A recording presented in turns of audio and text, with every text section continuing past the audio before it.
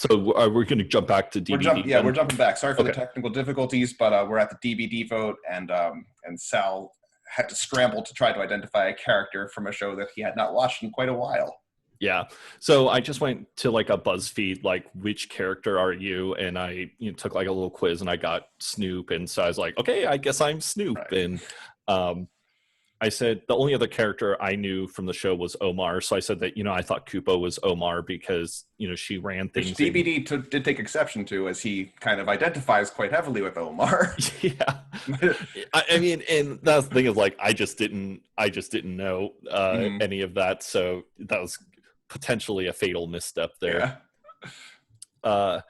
And then I said that I found like a chart of all the characters, and I just like Control F and I searched for chaotic, and Bubbles came up. So I said that I felt like Steak was Bubbles. But what I thought was interesting here was that, this was kind of the start where Kupo was trying to craft this narrative that I really didn't do anything to get there, because she said that Sal is Ziggy, despite the people that he has surrounded himself with. All he seemed to do was fuck up. Yeah. The antagonistic approach there, I think, is when the Vista started being like, hold on, this could maybe go a different kind of way. And that's for certainly when I started getting more excited about the prospect of a SalTheBard win. So that was kind of cool. Thank you. Steak just sort of was like, I don't have any clue about the wire, so if I lose your vote, then so be it. And I was a little bit like, play the game. Yeah. Come on, buddy. We're playing a game here. So Amnestar. So I was still feeling like okay at this point. In fact, on my little spreadsheet that I had, as each question came up, I was writing who I thought they were voting for. And it ended up being like somewhat close, but so then Amnestar said, Steak, Kupo, based on your speeches here tonight, both of you betrayed me, Steak directly, Kupo indirectly. Why should I vote for you over Sal, who never betrayed me? And then he asked me about the Boogie vote and, why should I vote for you when you allowed Steak to be here tonight? So, Kupo, her response, she didn't even like really mention me, where she just basically said, we had a personal connection. Me letting you go was absolutely not a sign of me losing trust in you. It was just me knowing that MMT absolutely did not have the trust in you. Steak just sort of was like, I don't expect people to vote for me if I betrayed them. I tried to make it a point of not blindsiding people, instead just making clear to them that I wasn't on their side. And then I explained my point of view, which was we had a plan. Vote for Steak. If anything happens, vote for P-Mush. Mm-hmm. And so I kind of explained that side of things again. And in hindsight, I totally did not answer his question at all, which I was very thankful that he gave me another chance at answering his question later on. Right. But so I was feeling like okay at this point. And then P-Mush came up, and Mush was funny because I 100% did not think I had her vote at all the entire game. Like, I never, for sure, when I was going through potential jury votes, she was never somebody that I thought would vote for me. But then as I was reading her vote, there was a line that she had in there that really kind of jumped out at me. And it said, it's ironic that I was constantly set against the one person whose game plan would have been compatible with mine. I can't help but wonder how things would have gone differently if I had made a proper effort to reach out to him. And when I read that, I was like, oh shit, like what? And then, so that was a big turning point for you too, along with the Zesty vote. Yeah. Like when I saw P-Mush say that, I was like, oh, dang. I still didn't think that I had her vote, but I was like, oh, okay, well, there's this, okay, like this is something that I can work with. And I can't remember which Rob podcast that I had listened to, but it was one of the long form winner interviews, and they talked about how important in final tribal is that you try to craft your answers to that specific person, because everybody wants to be the hero of their own narrative. And so when it was P-Mush's time, I was like, okay, I know that P-Mush's thing is loyalty. And so when I was answering her question, I made it a point to say that, like, hey, writing down MMT's name was like, that was really hard for me. And, I never had to worry about going home because I knew that MMT and Koopa wouldn't betray me. And so, I was trying to craft my answer saying, like, I wasn't worried because I felt that I had these people's loyalty. And then I said, I wish we'd been able to connect under different circumstances because I think we would have been pretty compatible with each other, which I 100% do. So then Boogie got the chance to like, it was funny because Boogie's vote was like somebody that I thought that I potentially had, and then his question was just basically like, nope, not so much. You're a goddamn idiot. Like, right. He said, man, my guy, you already talked about it with Amni, but you got to realize there's only one thing I'm interested in hearing you talk about. So if you got anything else, so it's funny. I mean, I think it's probably fortunate that came after you had a little bit of confidence from other people, because if something like that had started things off, I think you would have been spiraling. Oh, that would have been. So that would have been your response to that is what it is. Yeah. Like, what can you say? You pretty much knew that wasn't there. But then Spokes chimes in.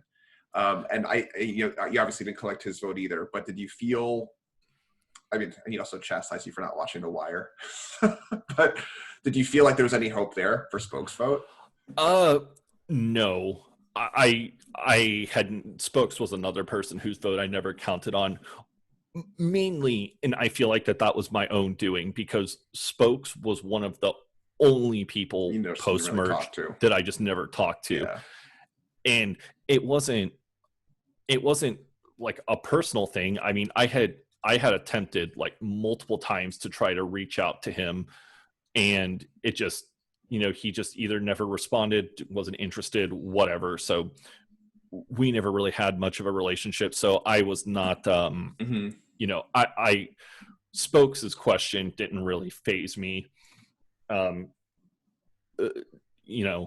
I thought that the interesting part was when he said, but you were almost voted out at final 5. And I was like, so I kind of took that little seed right there. And I said, you can say that I was almost voted out at final 5, but I don't think that's true at all.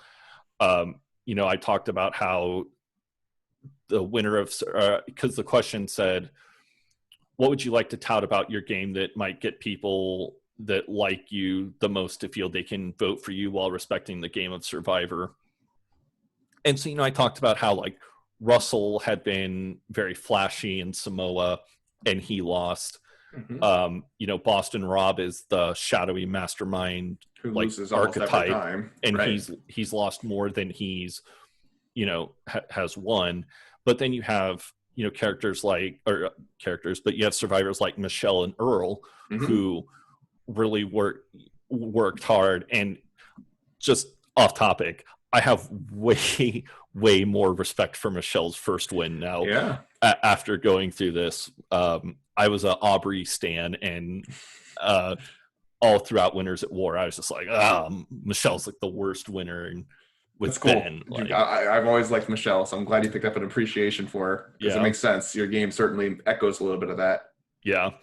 And then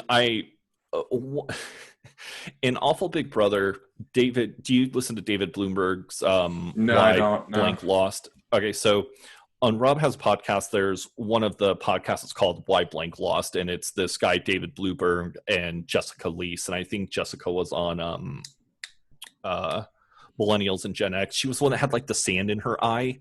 Oh, okay. Yeah. So he has these 7 rules for a survivor, and I can't really remember them all off the top of my head, but it's like scheme and plot, don't scheme and plot too much, keep your controversial views to yourself, don't be too much of a threat, vote out the weak, then the strong, then the weak again, keep your controversial opinions to yourself, and I can't remember what the 7th one is, but I really, in my confessional a couple times, I would kind of post those rules, and then I would just talk about like how I'm handling each one of these. And so then in my answer to Spokes, I had made mention, I said one of David Bloomberg's rules to winning Survivor is not to make yourself appear too much of a threat, and I think I did admirably here. Yeah, for sure. Makes sense. But then that sort of brings us to Murmur Twin's next vote, or next prompt, I guess, where she basically says, "You're not getting my vote." In the nicest way possible. She calls it an uphill battle, and then she writes an awful lot to both Steak and Kat. And I guess at that point, you can try, you can do what you'd like, but really at that point, you're not talking to her in your response. You're talking to the rest of the jury and hoping they read it.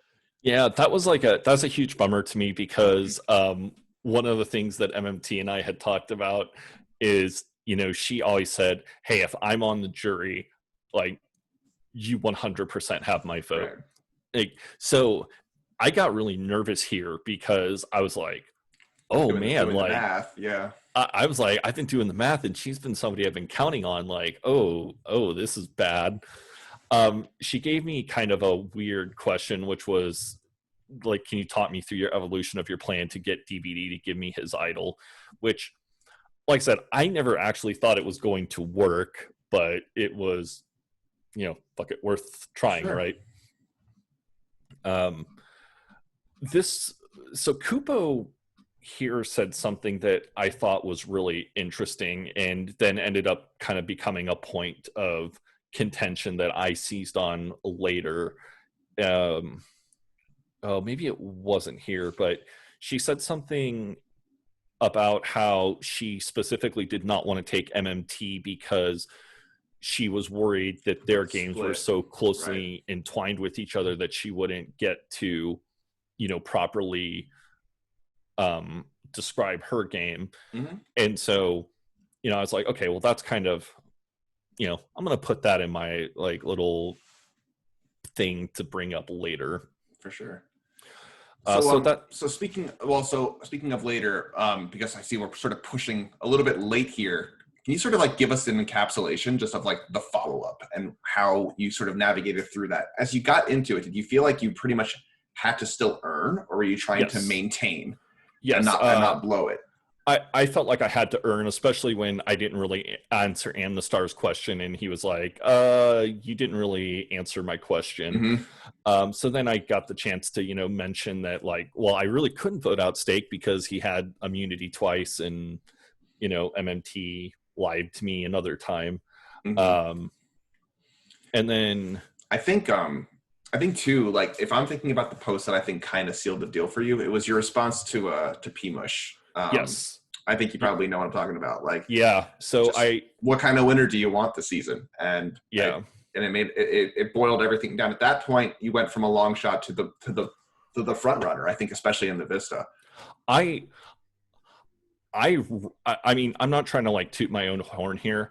I really, really liked that post. Like, as I was typing it out, like, because I thought the question that P-Mush asked was really good, and mm-hmm. So, when I started thinking about the question, I was like, wow, we have like three very different, all of us got here on three very different ways.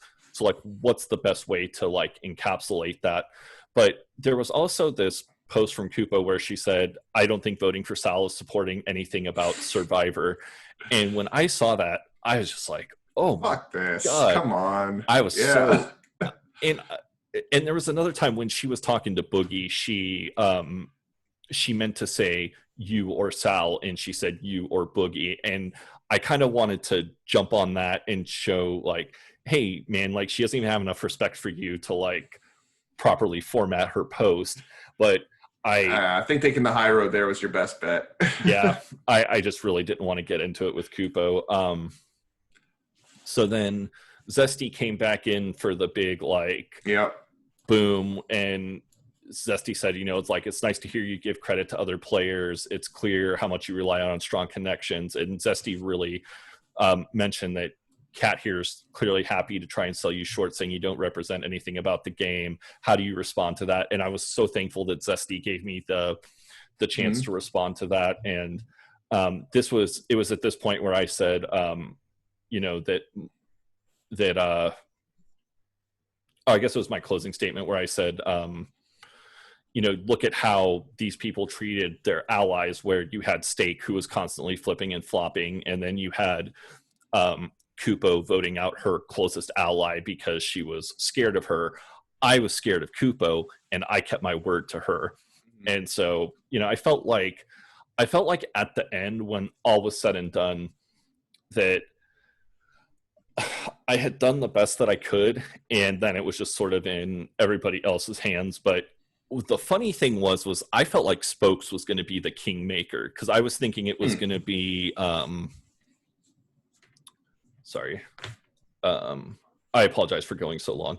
That's okay. It's okay. Because I was thinking that I had Zesty, Boogie, and Amni. I don't know why I thought I had Boogie in hindsight. I probably should have switched Kupo and DBD and Boogie, but whatever, it doesn't matter.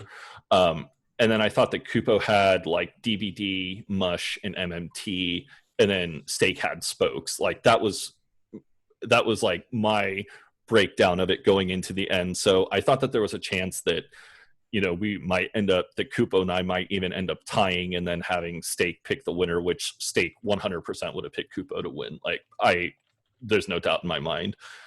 But then the votes started getting read out, and we had, so like the first, so Kupo got one, Steak got one, and I got one. And at that point, I got one vote, and I was like, I won. I didn't get any. I was so worried about getting blanked, and I got one vote. So like, yes, I win. I won. Like, I'm happy.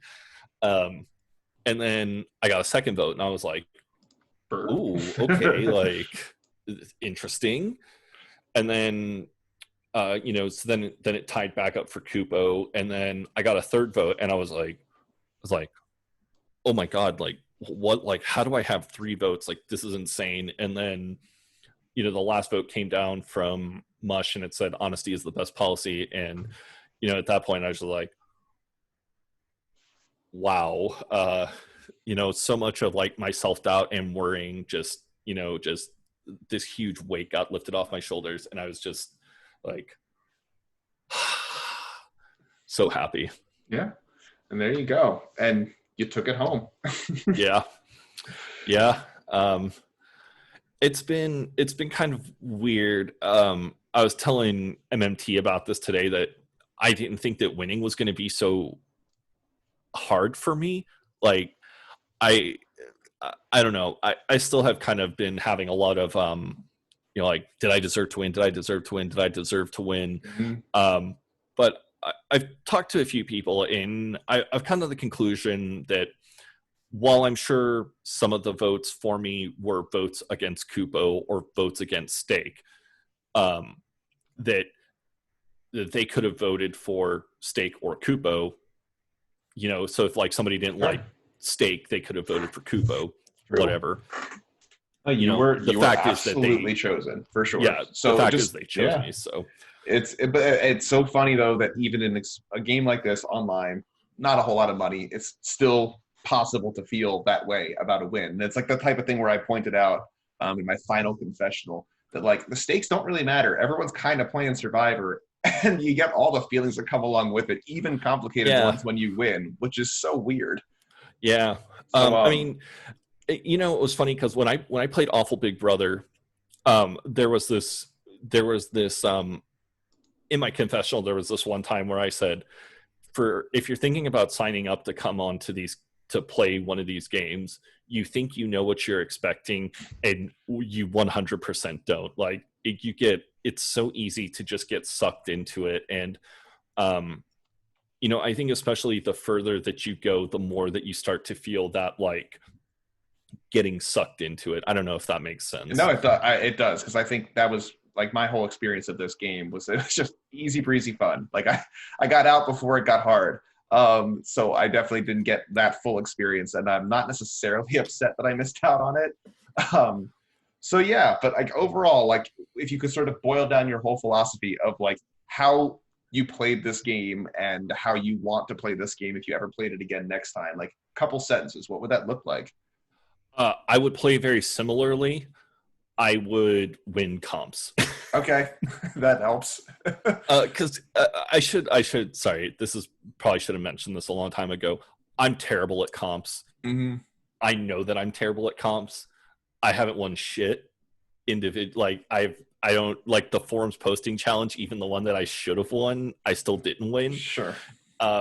So because I knew that I was bad at comps, I knew that I was going to need like an alliance to help me get to the end. I don't know if you necessarily want to go in your spare time practicing what could be competitions for an FRG, but that's okay. The fact that Steak and Mush had practiced slide puzzles like cracked me the fuck up. I respect it. I 100% respect right? it. It just cracked me the fuck up. For sure. No, I do too. It's if you're gonna play the game, play the game. Yeah. Yeah. Okay, so it's been a long journey to anyone who's still around. I don't know how many are, but thank you for being with us this whole time.